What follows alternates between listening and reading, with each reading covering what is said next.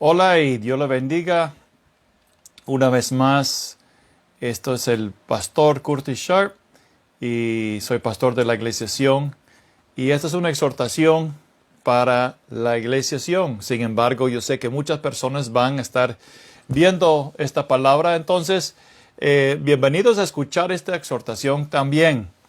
Y hoy yo quiero continuar hablando acerca de la autoridad espiritual que Dios nos ha dado y cómo entrar en esa autoridad espiritual y especialmente aplicar esa autoridad que Dios nos ha dado en el hogar y en la familia. Hoy sabemos que más que nunca estamos en una batalla espiritual. Sin embargo, yo creo que muchos, aún cristianos, realmente no se dan cuenta del ámbito espiritual que está en su hogar, no están viendo lo que es invisible. Sus ojos espirituales no están captando las sutilezas del enemigo y cómo el enemigo entra y devora y destruye al hogar. Podemos ver manifestaciones o resultados, pero de estar consciente que estamos en una batalla espiritual, yo creo que hay muchos cristianos que están durmiendo. Hay un espíritu de estupor. Hace unas semanas atrás, mi esposa se despertó en la mañana y ella escuchó estas palabras: Espíritu Santo, despiértanos de nuestro estupor espiritual. Entonces, estamos en una batalla contra un enemigo que es invisible y tiene solo un propósito y enfoque. Y su propósito y enfoque se encuentra en este versículo en Juan 10:10, que el enemigo viene a robar, matar y destruir. Sabemos que ese enemigo es Satanás. Sabemos que él es un ángel caído. Él no es el Todopoderoso. Él es un enemigo que está en contra de Dios. Pero alguien una vez habló con el Señor y el Señor le mostró como una hoja en blanco, bien grande. Y en esa hoja había una pequeñita puntita negra. Casi no se podía ver esa puntita en toda esa hoja bien grande y blanco. Y el Señor dijo: así es el enemigo, ni le echo importancia a él, porque realmente él es un ser creado. Sin embargo, él tiene poder, él tiene autoridad, en el sentido de que él es un ángel que tenía una posición y él usa su sabiduría, que es corrompida. Él usa la posición que él tenía, ese lugar o ese rango como principado, para ahora hacer guerra contra nosotros. Él está enfocado en la iglesia. Y 1 Pedro capítulo 5 versículo 8 dice: sed de espíritu sobrio, estar alerta. Vuestro adversario, el diablo, anda al acecho como león rugiente, buscando a quien devorar. La palabra adversario en la palabra original en el griego es antidikos. Y es una palabra que se usa en los tribunales de justicia. Es alguien que presenta una demanda, una acusación. Y Jesús usó esta palabra antidikos, adversario, en Mateo 5:25, cuando él dijo: reconcíliate pronto con tu adversario mientras vas con él por el camino, no sea que tu adversario te entregue al juez y el juez al alguacil y seas echado en la cárcel. Nuestro adversario es el diablo o Satanás, que significa la palabra Satanás, adversario. En Apocalipsis capítulo 12, versículo 10, él se llama el acusador de los hermanos y los acusa delante del trono de Dios día y noche. Entonces el diablo es como un fiscal, es como un abogado que conoce y entiende lo que dice la ley de Dios. Y su meta es presentar su caso delante del trono de Dios el juez y buscar que Dios le concede su caso. Quizás esto le puede sorprender de saber que Satanás puede hacer esto, Pero quiero con esta exhortación abrir sus ojos a esta verdad y que realmente estamos en medio de una batalla legal donde nuestro acusador hasta gana el derecho legal y la autoridad para matar, robar y destruir. Y esta es la batalla en que estamos. Y no solamente necesitamos fuerzas espirituales, pero necesitamos también la sabiduría de Dios, como ir al trono de Dios como nuestro juez, como nuestro Padre juez, y pelear nuestras batallas en la Corte Suprema de Justicia en el cielo. El trono de Dios se puede dividir en tres aspectos espirituales. Ahora, antes de entrar en eso, yo quiero recordarles lo que hizo Satanás con la vida de Job. Satanás se vino delante de Dios y echó unas acusaciones a Dios acerca de la vida de Job. Entonces Dios le concedió la autoridad para hacer todo lo que él quería, menos quitar la vida de Job. Entonces, realmente nuestra batalla espiritual es contra alguien que está acusándonos. Y él va a llevar evidencia delante del Padre, delante del juez, para buscar derecho legal en nuestras vidas. Por lo tanto, nuestra batalla, nuestra pelea, nuestra oración tiene que estar delante del trono también y presentarnos ante el juez. Ahora, eso lo voy a explicar en un momento. Ahora, cuando llegamos ante los pies de nuestro Dios, ante Dios, Él, podemos decir, lo podemos dividir nuestra presentación en tres aspectos espirituales. Primero, Dios es nuestro Padre, pero también Dios es nuestro amigo. Y a la vez, Él es también, Dios es nuestro juez. Entonces, pensamos de un hombre que es padre, es amigo y es juez. ¿Ok? Un señor que es papá, Él es amigo y Él es juez. Y el hijo puede ir al padre, o sea, el hijo de este señor, él puede ir a él como padre y pedirle dinero para comprar algo. Entonces, en Lucas capítulo 1, versículo 1, dice, y aconteció que estando Jesús orando en cierto lugar, cuando terminó, le dijo uno de sus discípulos, Señor, enséñanos a orar, así como Juan enseñó también a sus discípulos. Entonces el Señor va a contestar su oración o su pregunta con tres aspectos de oración.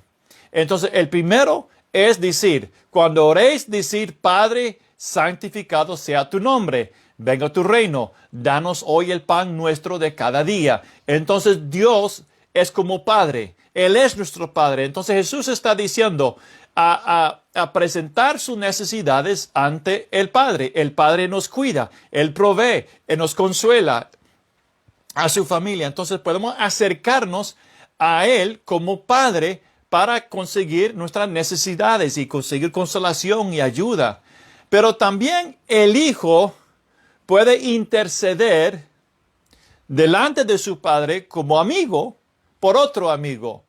Entonces podemos interceder por una amistad ante Dios como nuestro amigo, como dice la parábola. Entonces el Señor sigue hablando de oración, pero ahora con un aspecto diferente. Primero, Él es Padre, dando nuestro pan diario. Ahora Él nos habla de Dios como un amigo. Dios es nuestro amigo.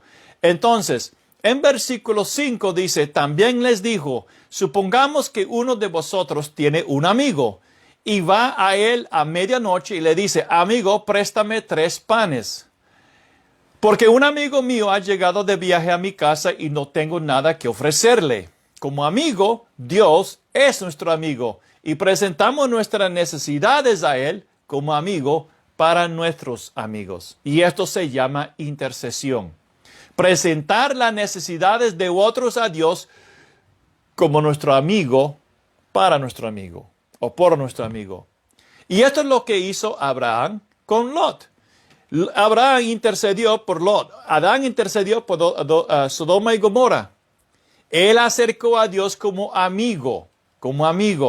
Pero también más adelante en el libro de Lucas, en capítulo 18, el Señor habla del Padre o de Dios como juez. Y en Lucas 18, versículos 1 a 8, en la parábola de la mujer que se presentó ante el juez. En versículo 3 dice, y había en aquella ciudad una viuda la cual venía a él constantemente diciendo, hazme justicia de mi adversario. Si hay una acusación que se levanta contra el hijo, entonces, ¿cómo ese hijo lo va a resolver? ¿Va a ir a su padre como padre diciendo, padre, resuélvame este problema que tengo, este manda judicial? ¿O lo va a acercar como un amigo? ¿O lo va a acercar a él como juez? Entonces, aunque él es su padre, él como padre no puede resolver su situación. Pero en su función como juez, sí él puede. Pero ¿qué es lo que tiene que hacer el hijo? Entonces el hijo tiene que ir a los tribunales y presentar su caso, presentar la evidencia. Y entonces su papá como juez sí puede trabajar a favor de él según la ley. Entonces, un padre que es juez, él como padre no puede resolver su problema. Como amigo no lo va a resolver, pero en el oficio como juez sí. Entonces, con este punto, con esta mentalidad, quizás es nuevo de ver a Dios como padre, verlo como amigo, verlo como juez, pero está en la palabra de Dios. Ahora, con este contexto de Dios como juez, leamos ahora Hebreos capítulo 4, versículo 16. Leamos Hebreos 4, 16. Por tanto, acerquémonos con confianza al trono de la gracia o al trono del juez, para que recibamos misericordia, para que recibamos un fallo a nuestro favor, un decreto, un dictamen judicial a nuestro favor, y hallemos gracia, la justicia de Dios, para la ayuda oportuna contra nuestro adversario. Entonces, el trono de nuestro Padre es también un trono como juez, y su trono fue establecido para juicio y justicia. Quiero que veamos los siguientes versículos. Ahora, ¿por qué estoy hablando, compartiendo esto con ustedes? Porque yo creo y yo puedo ver en la palabra de Dios que una de las razones por qué tenemos problemas en ejercer la autoridad que Dios nos ha dado contra el enemigo, que la razón es porque en nuestro pueblo, en nuestras familias, el enemigo tiene autoridad, o sea, el enemigo está dominando, es porque estamos acercando a Dios como Padre, pidiendo, por decirlo así, el pan que necesitamos para esa situación. Él nos va a dar pan para cierta situación. Pero si necesitamos a nuestro Padre, a Dios como juez, tenemos que ir ante Él como juez y presentar las evidencias, presentar nuestro caso a nuestro Dios como juez. Entonces, vea lo que dice algunos de los versículos. Salmos 9, versículo 7. Pero el Señor permanece para siempre, ha establecido su trono para juicio. Salmos 103, 19. Salmo 103, 19. El Señor ha establecido su trono en los cielos y su reino domina sobre todo. Salmos 89, 14. La justicia y el derecho son el fundamento de tu trono. Salmos 43, versículo 1. Júzgame, oh Dios, y aboga mi causa. Esa palabra causa en el hebreo es una demanda legal. Júzgame, oh Dios, y aboga mi causa, mi demanda legal. Hay algo que está en mi contra. Líbrame de gente impía. Vamos también al Daniel capítulo 7, versículo 9 y 10, porque en toda la palabra de Dios quizás aquí vemos con más claridad este aspecto que Dios es juez.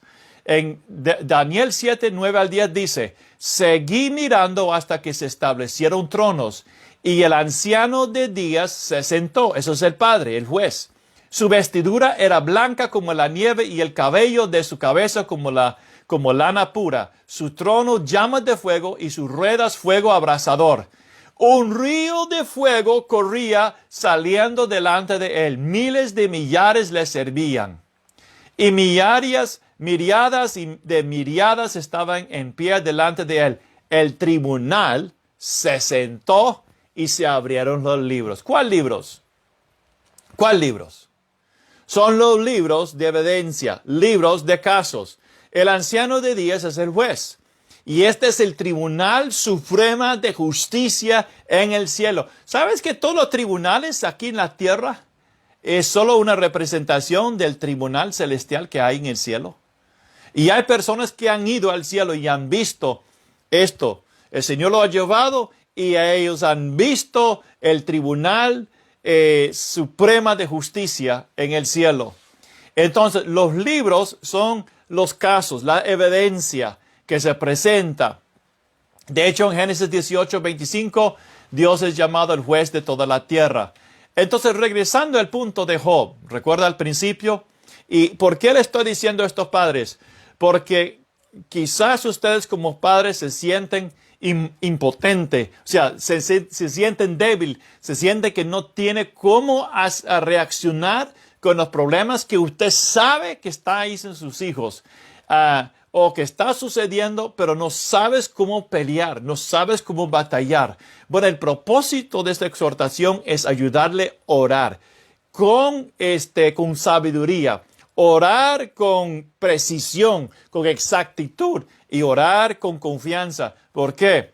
Porque tú eres un hijo de Dios, una hija del Señor. Hablando de las hermanas, entonces tenemos el derecho como hijos de Dios de presentarnos ante el juez con toda confianza. Ahora, en Job capítulo 1, Satanás se presentó un caso ante el juez y él llegó ante Dios Dios que es el juez y presentó su acusación en contra de Job. Y Dios concedió a Satanás su petición, pero con medidas cautelosas. O sea, él dijo, todo lo que él tiene está en sus manos, pero no puedes tocar su vida. Entonces, lo que necesitamos de Dios es algo en nuestro favor. Dios solamente tiene que decir algo de que estamos pidiendo de Él, un dictamen judicial, medidas cautelosas, algo así como lo hacen en lo natural, donde prohíben que alguien se acerque a una persona, ¿verdad? Entonces, que no puede acercar 400 metros a la casa de una persona o cosas así. Pero cuando hay un decreto judicial a nuestro favor en contra del enemigo, no hay nada que el enemigo pueda hacer. Entonces, él no podía matar la vida de Job. Veamos un caso. Y esto es porque Satanás tenía el derecho legal. Entonces, en este caso, en Zacarías capítulo 3, versículo 1, Satanás está acusando a un sacerdote. Entonces, Zacarías 3, versículo 1 dice, entonces me mostró al sumo sacerdote Josué que estaba delante del ángel del Señor y Satanás estaba a su derecha para acusarlo. Entonces, ¿por qué Satanás está acusando al sumo sacerdote? Bueno, versículo 3 nos muestra por qué. Sus vestimentas estaban sucias. Algo en su vida personal trajo una acusación contra él. Entonces, el enemigo no va a atacarnos y presentar un caso delante del Señor que no existe. Ahora, él puede calumniar, él puede difamarnos y eso lo hace también. Pero lo que estoy diciendo es de donde él se presenta y acusa y dice, aquí está la evidencia. Ve a su hijo ahí. Vea, él dice que él te ama y te sirve, pero vea lo que él está haciendo. Vea lo que hace esa familia. Entonces yo quiero mostrar y probar que no es cierto. Entonces él presenta su caso, él presenta la evidencia.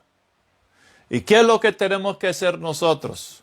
Aprender cómo apelar, aprender cómo batallar en la Corte Suprema de Justicia Celestial.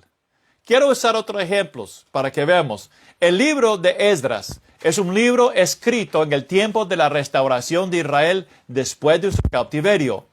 Y la restauración era del templo y de la ciudad. Y vamos a ver que cuando hay pecado, cuando hay pecado, el pueblo de Dios no tiene fuerza o habilidad para defenderse. Entonces, en Esdras capítulo 9, versículo 1 dice, y acabadas estas cosas, se me acercaron los príncipes diciendo, el pueblo de Israel, los sacerdotes y los levitas no se han separado de los pueblos de las tierras y sus abominaciones, de los cananeos, hititas, fereceos, jebuseos, amonitas, moabitas, egipcios, perdón. Ay, usted inténtalo, a ver si usted lo puede pronunciar también.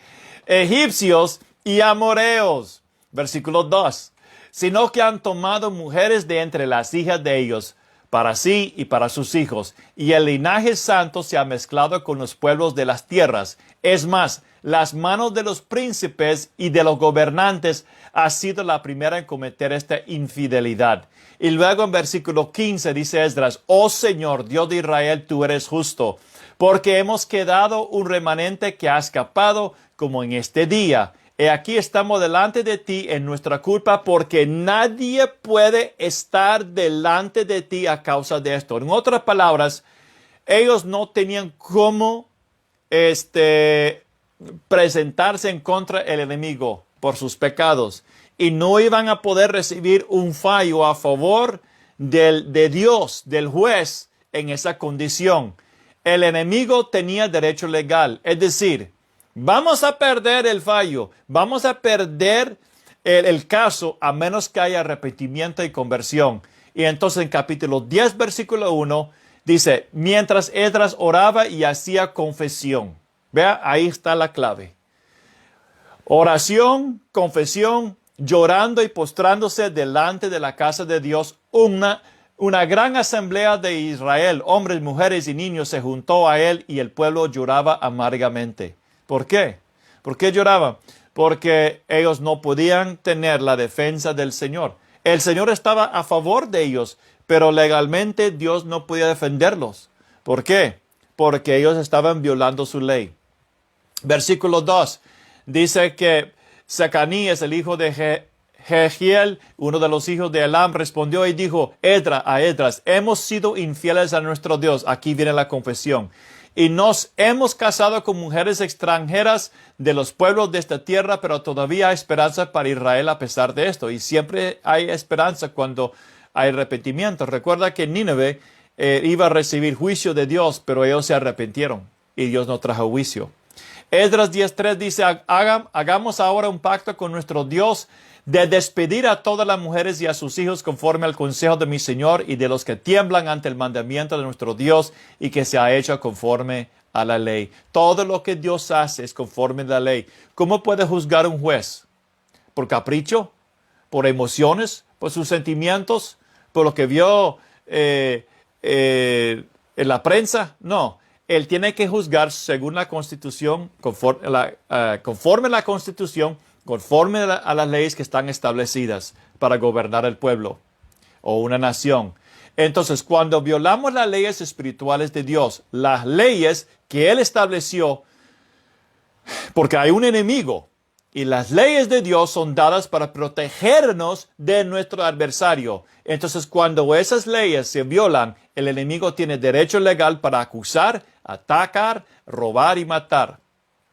Apocalipsis 19, versículo 11, nos muestra cómo debemos hacer guerra espiritual. Muchas veces las personas empiezan a decir, te ato en el nombre de Jesús. Pero hay un problema. Si las vestimentas están sucias, si hay pecado en la vida, si hay algo en el hogar que está dando lugar al enemigo, o que el enemigo tiene derecho legal por sus antepasados, porque la iniquidad de los padres viene de la tercera a la cuarta generación a los hijos. Entonces Dios ha puesto un límite de 4 generaciones donde los pecados pueden tener influencia. Entonces puede ser algo que hizo un padre o un abuelo o bisabuelo, Puede ser que un pacto que se hizo con el enemigo, entregando la familia a la mano del enemigo a cambio de algo. Entonces, eso trae maldición. Entonces, el enemigo tiene derecho legal. Pero ¿cómo hacemos guerra contra el enemigo? ¿Cómo peleamos? Apocalipsis 19:11, hablando de Jesús, dice que con justicia juzga y hace la guerra. Entonces, lo primero que tenemos que hacer es ir delante del juez. Delante del juez y presentar nuestro caso, presentar nuestras vidas y mostrar la evidencia que hay de pecado, pedir perdón y confesar nuestros pecados y pedir ayuda de parte de Cristo, que es nuestro abogado, y pedir que la sangre del Cordero, que vamos a hablar en un momento, sea el que intercede por nosotros. Pero el punto es esto: tenemos que presentarnos ante el juez y recibir del Señor como juez un dictamen judicial en contra del enemigo. Entonces, cuando Dios emita ese dictamen judicial, hacemos guerra. Pero no podemos hacer guerra si no hay un dictamen judicial, si primero no hemos ido ante el trono de Dios. Si queremos ganar las batallas espirituales en nuestra familia, en nuestro hogar, en nuestro pueblo, primero tenemos que ir ante el juez. Y vea esto: no se va a ganar ningún dictamen o fallo judicial si hay pecado, porque ese pecado va a dar derecho legal al enemigo. En Mateo 28, versículo 18, Jesús dijo: toda potestad o autoridad me ha sido dada. Sin embargo, si alguien por su voluntad, por el pecado, por desobediencia, por pactos, por votos, por juramentos, entrega su autoridad al enemigo, no hay nada que el juez pueda hacer en su favor hasta que el acusador ha sido silenciado. Usted sabe que hay pueblos que tienen pactos con Satanás. Usted sabe que hay personas que trafican a personas, niños, a drogas, y ellos hacen pactos con el enemigo. ¿Para qué? Para que ellos sean protegidos por el enemigo, que lo que hacen en lo oculto, en lo secreto, no sale a la luz. Entonces, ¿qué es lo que tenemos que hacer? Llevar nuestro caso delante del juez y empezar a presentar evidencia, presentar nuestro caso y pedirle a él lo que deseamos. Y entonces, a través de eso, el juez nos puede dar un dictamen judicial para que entonces podamos hacer guerra contra el enemigo y tener la confianza que vamos a ganar. Ahora, ¿cómo podemos silenciar? ¿Cómo vamos a silenciar y vencer al acusador? Entonces, quiero darle 3 herramientas espirituales que están en el libro de Apocalipsis. En Apocalipsis capítulo 12, versículo 11 dice: ellos lo vencieron por medio de la sangre del Cordero y por la palabra del testimonio de ellos, y no amaron sus vidas llegando hasta sufrir la muerte. Y yo quiero tomar esos 3 y aplicarlo. Puede ser que hay diferentes aplicaciones, pero quiero aplicarlo esos 3 puntos de esta forma, y yo creo que usted va a ver que es muy bíblico. Número 1, la sangre de Cristo. Nuestra única apelación ante las acusaciones del enemigo es la sangre de Cristo. Hebreos 12, 24 dice que Cristo es el mediador y habla de la sangre rociada, que habla mejor que la sangre de Abel. En otras palabras, la voz de la sangre de Cristo es que habla a nuestro favor ante Dios juez. Esa voz es la vida de Cristo. Es su sacrificio, su ministerio, su propósito, su victoria. Y eso está en su sangre que fue derramado. Y esa sangre clama al juez a favor nuestro por perdón, por justicia, por vindicación. Entonces, si no apelamos con la sangre de Cristo en nuestra vida, no tendremos ninguna autoridad sobre el enemigo. Es decir, no vamos a ganar. Es que no es suficiente decir, y lo escucho muchas veces, pero Dios me ama. Sí, Dios le ama, pero ese amor de Dios no va a hacer nada para usted si usted no ejecute lo que Dios le ha dado como autoridad en su vida. Es decir, el amor de Dios no es algo activo que nos va a liberar del enemigo, que nos va a liberar del pecado, cuando nuestra voluntad está impidiendo la voluntad de Dios. Sí, Dios no desea que nadie perece, pero el problema es que tenemos una voluntad también, libre albedrío. Nosotros tenemos, creo que le dije esa palabra correcto, albedrío. Nosotros tenemos la autoridad sobre nuestra vida para ejercer decisiones, tomar decisiones. Y el Señor no puede apoderarnos, tomar decisión, ni el enemigo. Entonces, para poder presentar nuestro caso ante el Señor, tenemos que tener ese fundamento, la sangre del Cordero. La sangre es la fuente de nuestra autoridad y lo que nos cubre. La sangre aplicada significa obediencia a la palabra de Dios. Significa sumisión a la autoridad de Dios manifestada en su palabra o por medio de su palabra. Y solamente aquellos que obedecieron al Señor, recuerda esto, que se sometieron a la palabra del Señor y aplicaron la sangre, fueron guardados del ángel de la muerte en Egipto. Entonces, vencemos al enemigo, número 1, por esa sangre. Esa sangre tiene que estar aplicada en nuestra vida, tenemos que estar bajo esa sangre, viviendo en la luz del Señor. Número 2, quiero dar un ejemplo. Primero, padres, si usted tiene problemas con sus hijos, si ustedes empiezan a proclamar la sangre de Cristo en su hogar. Es decir, lo voy a repetir porque quiero dar esta aplicación. Si ustedes como padres tienen problemas en su hogar, hay problemas en su matrimonio, su esposo o su esposa no es cristiano, sus hijos no conocen al Señor, no caminan con Dios, no tienen interés con Dios, ¿sabe lo que está sucediendo? Hay una batalla espiritual, hay algo en el ámbito espiritual, en la vida de esas personas que restringe, que bloquean la salvación de Dios. Entonces, empiezan a proclamar la sangre de Cristo en su hogar. Empieza a someter su hogar bajo la sangre del Cordero. Dirige a sus hijos para que ellos hagan lo mismo. Aunque no quieren conocer al Señor o no quieren caminar con el Señor, si ellos están en su casa, están bajo su autoridad. Entonces, guía y dirige a sus hijos para que ellos hagan lo mismo con usted y proclamar la sangre del Cordero sobre sus vidas. En voz alto, empieza a batallar contra todo espíritu que está robando, destruyendo y matando la vida espiritual de sus hijos, aplicando la sangre del Cordero. Llama a sus hijos.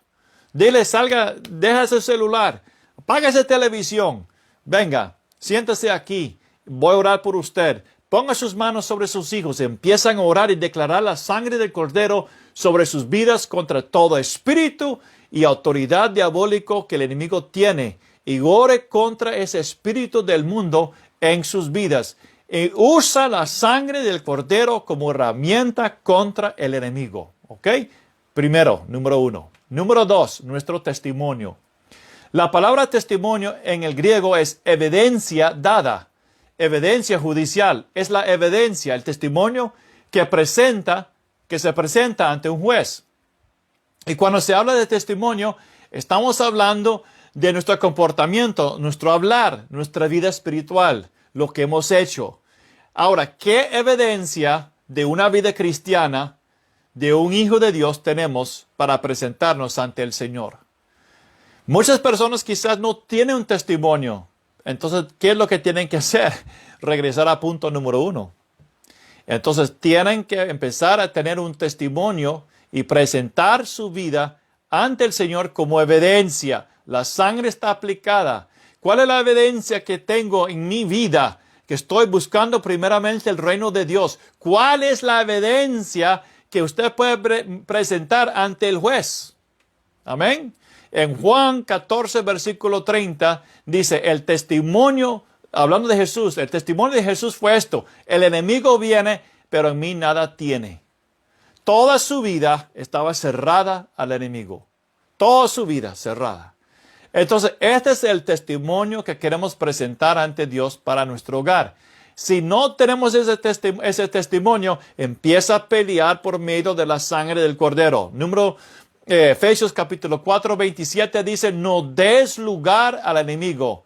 Eso es para que él no pueda obtener un derecho legal y usar eso en contra de usted o sus hijos o su familia y permitiéndole a robar, matar y destruir. Es tiempo a cerrar la puerta, quitar esos derechos legales e ir ante el juez por medio de la sangre del Cordero y pelear la buena batalla de la fe con la sangre de Cristo. La sangre de Cristo.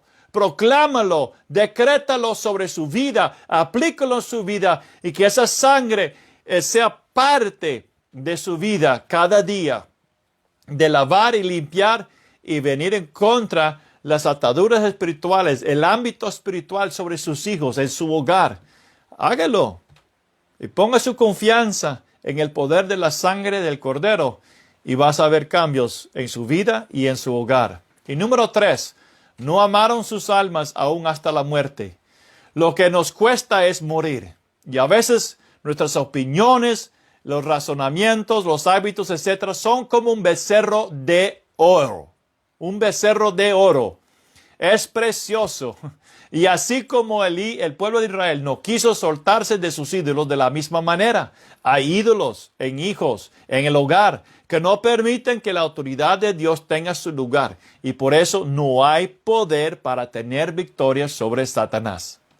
Si queremos derrotar al enemigo y ganar la victoria contra el enemigo y vencerlo en la batalla judicial ante el trono, tenemos que ser limpios por medio de la sangre. Tenemos que mostrar evidencia de una vida justa y santa y recta delante del juez. Y tenemos que estar dispuestos a morir a las cosas que Dios pone en su dedo, se señala con su dedo en nuestras vidas. Y morir a esas cosas por causa del Señor, por causa de su reino, por causa de su iglesia. Gloria a Dios. Entonces, estas 3 cosas, úsalo como herramientas delante del trono de Dios. Y si Dios lo permite, más adelante vamos a tener más información, más enseñanzas sobre esto. Quiero orar por ustedes. Padre, en el nombre de Jesús, te damos gracias por su palabra. Y Padre, gracias que tú eres no solamente nuestro Padre, nuestro amigo, pero nuestro juez. Y yo pido al Espíritu Santo que esta palabra pueda empezar a abrir, Señor, los ojos espirituales y poner un nuevo anhelo y deseo de presentar nuestras peticiones delante de ti como juez. Y sabiendo ahora que podemos presentar nuestros casos delante de ti. Y que tú como juez, entrando en ese ámbito espiritual, ante sus tronos como juez, nos va a escuchar y podemos entrar confiadamente porque somos tus hijos.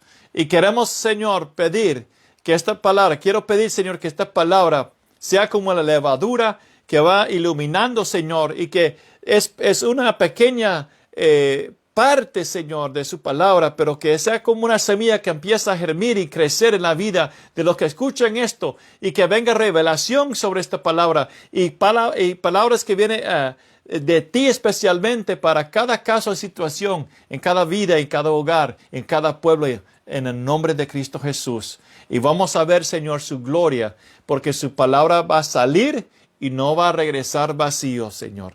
No va a regresar vacía, Señor, a ti, Señor, pero va a cumplir el propósito por lo cual lo enviaste en el nombre de Jesús. Amén.